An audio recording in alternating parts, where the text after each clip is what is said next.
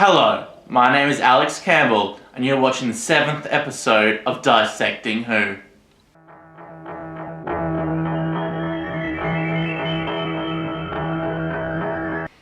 On this episode, I'll be dissecting the Jon Pertwee classic, The Curse of Peladon.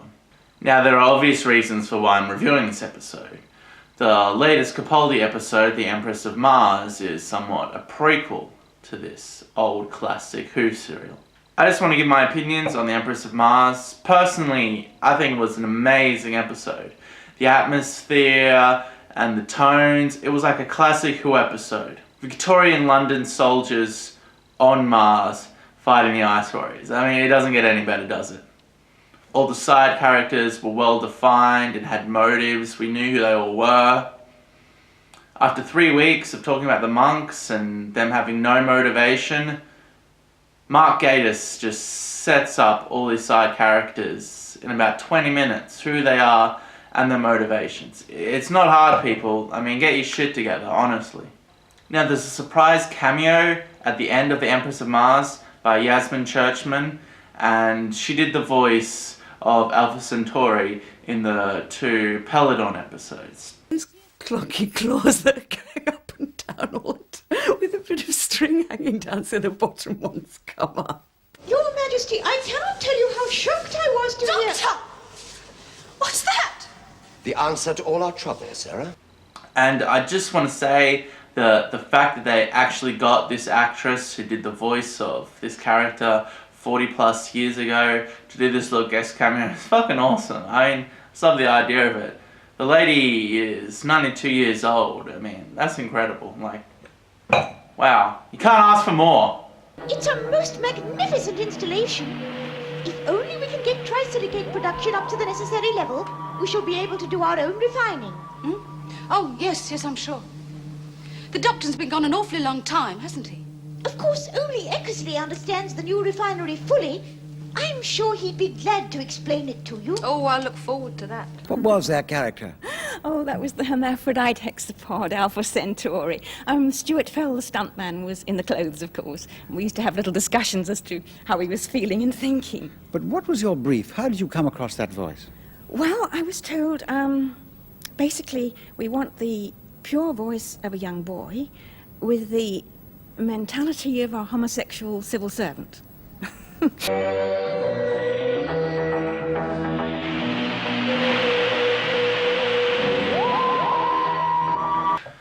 The opening scene with the Doctor in this serial shows the TARDIS landing on the side of this cliff. Now, I just want to show you these shots of these great miniatures. It looks great.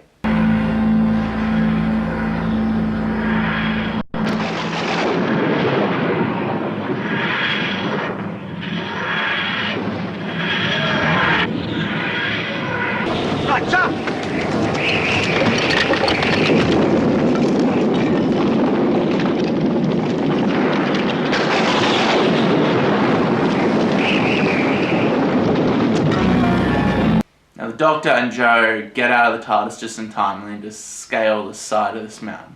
This isn't a set. I mean, it looks pretty good. I mean, it carries tension and everything as well.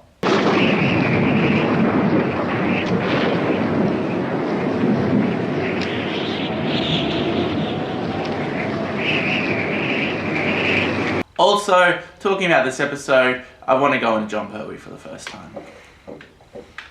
Now, I know in my robot review I may have been a little bit harsh on Jon, but I just want to give you a bit of backstory here. Jon was the first Doctor I ever seen a whole lot of. It just so happens when I was told to get into Doctor Who that they were playing his run on Foxtel, so I binge watched a lot of his episodes.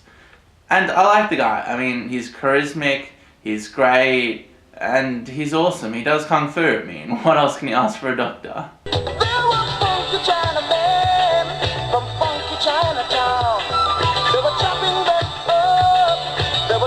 The Jon Pertwee era in comparison to the Tom Baker era, it really doesn't feel like Doctor Who should feel to me. But, I mean, nothing against Jon. Jon is great. Now, the basic story of this serial is all these delegates from all these different planets come to enter in the people of Peladon to this galactic federation. and hijinks ensue. One of the Peladonians' king's advisors is killed, and from there we're trying to unfold who is the killer. Now I want to talk a little about the Ice Warriors. The Ice Warriors were also in the Empress of Mars, linking it to this serial. And they are one of the delegates who come to this planet. The Ice Warriors were in 2 previous serials in the Patrick Troughton era. And in that, they're played out as crazed monsters. And they really do seem convincing in comparison to a lot of the other shitty monsters we've seen over the years. Check this out. You have betrayed us. Every word has been heard on Earth. Kill him.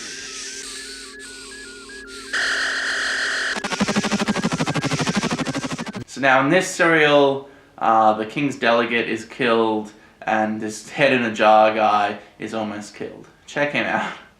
I have been attacked. By whom, Montage? By whom? What's the face of Agador revealed to? Memory circuits out of base. It must have been a dreadful experience. We'll have to ask him later. Now, the Doc thinks it's the Ice Warriors, but twist of fate, spoilers, it's not. There's also this whole legend of the curse of Peladon thing, which is basically that this whole set of events is happening because of a curse and this elf-looking monster. Now, check this guy out, man. Does he not look like Alf? He looks like Alf. He looks like Alf. He does. Peladon. Kneel and pay homage to his sacred guardian. Kneel! He is real! Do it! The chemistry between the Doctor and Joe is really great, and Jon Pertwee and whoever plays Joe, they do a really good job. They obviously really connected with each other and liked each other, and it really shows on camera. Now check out all of these delegates, man. I mean, they're really fucking crazy looking aliens. We discovered the Doctor. He seemed to be attacking your life support mechanism. But what motive could the Doctor have? Ask his masters on Earth. The princess! Why is she here? I think the BBC spent a lot of money on this serial on green paint. Fucking BBC. Check out this step. I mean, why didn't they cut out the audio in post-production? How can I ever believe in you now?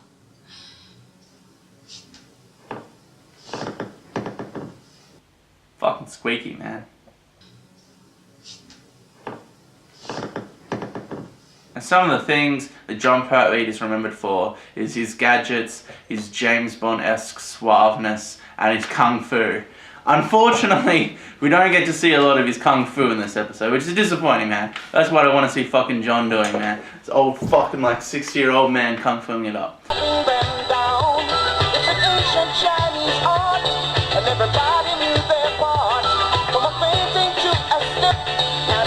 But there is a cool fight scene between him and one of the Peladonians in this arena. Check it out. It's obviously a stunt double, but still pretty cool.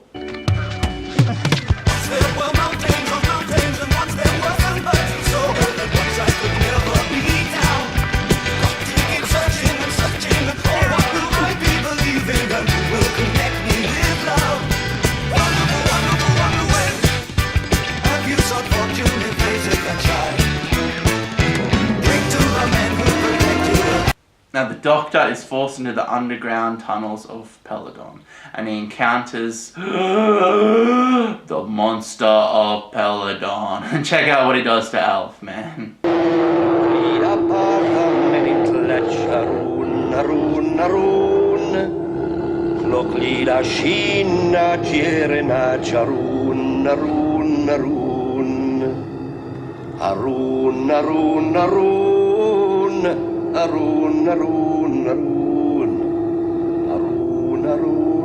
That is some crazy ass hypnotism. Now, a Pesh or Pes or something, I forget how to pronounce his name, is the King's main advisor, and it turns out that he's behind this whole plot. He killed the other King's delegate, and he tried to kill this crazed head in the jar. And it all ends in a coup. So what does Doc do? He unleashes Alf. And Alf, well, you'll see. The reality of this creature, I am his master. When I speak, he obeys. Agador! Agador! Kill him!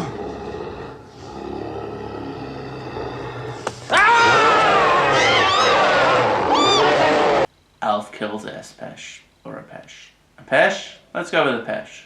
Now, after the dog tames this crazed beast with his hippy-dippy hypnosis, and he strikes out against Apesh and murders him, they just let Alf wander through the corridors?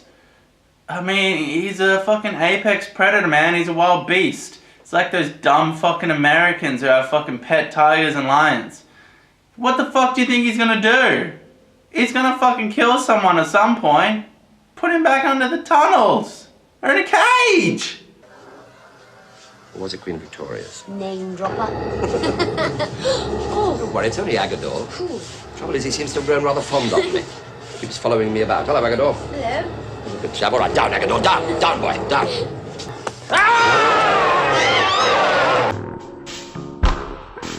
Now, I talked about the Third Doctor being wholly and solely on Earth in my robot review.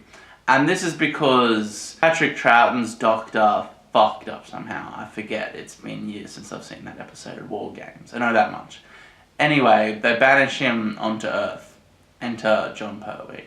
And a lot of this era is comprised of unit serials.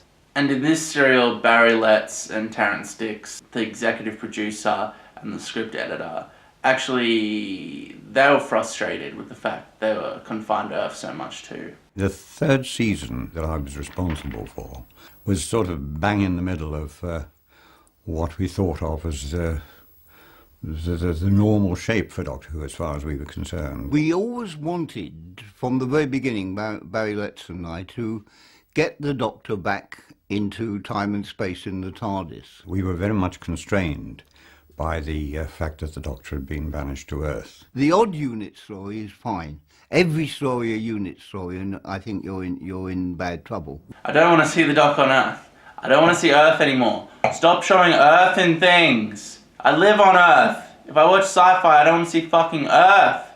Fuck! So originally, when they designed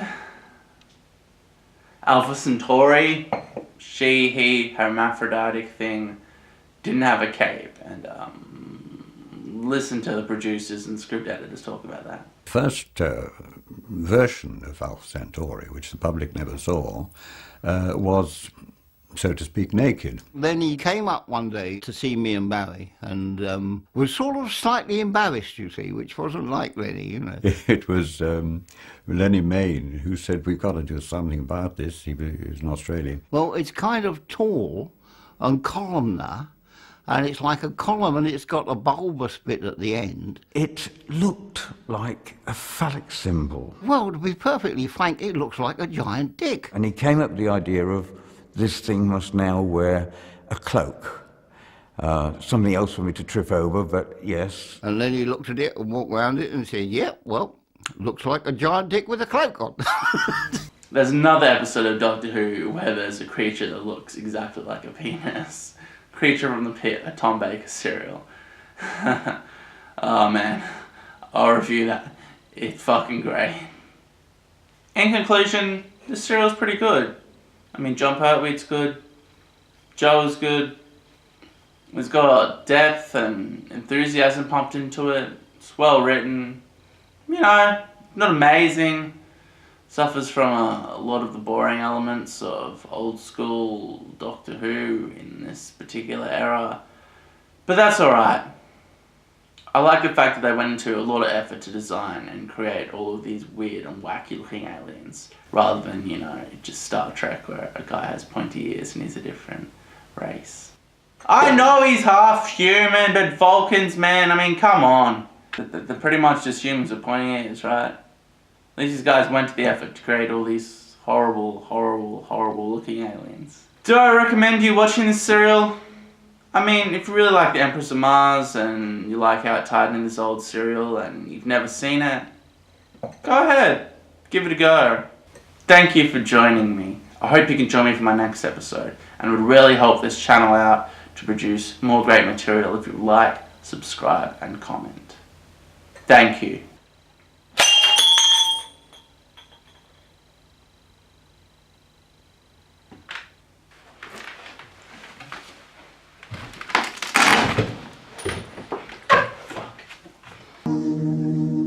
Must be on the blink.